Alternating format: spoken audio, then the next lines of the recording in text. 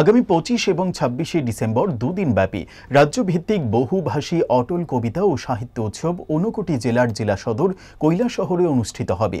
রাজ্যভিত্তিক অটল কবিতা ও সাহিত্য উৎসবকে সার্বিকভাবে সার্থক করে তুলতে 1 ডিসেম্বর রোববার বিকেলে কৈলাসহরের সার্কিট হাউসের কনফারেন্স হলে মন্ত্রী টিঙ্কু রায়ের উপস্থিতিতে এক বৈঠক অনুষ্ঠিত হয়। বৈঠকে মন্ত্রী টিঙ্কু রায় ছাড়াও উপস্থিত ছিলেন তথ্য সংস্কৃতি দপ্তরের অধিকর্তা বিম্বিসার ভট্টাচার্য, বিশিষ্ট সমাজসেবী সুব্রত চক্রবর্তী, ঊনকোটি জেলা পরিষদের সভাধিপতি অমলেন্দু দাস, কৈলাসহর পৌর পরিষদের চেয়ারপারসন চপলা রানী দেবরায় সহ অন্যান্য আধিকারিকরা।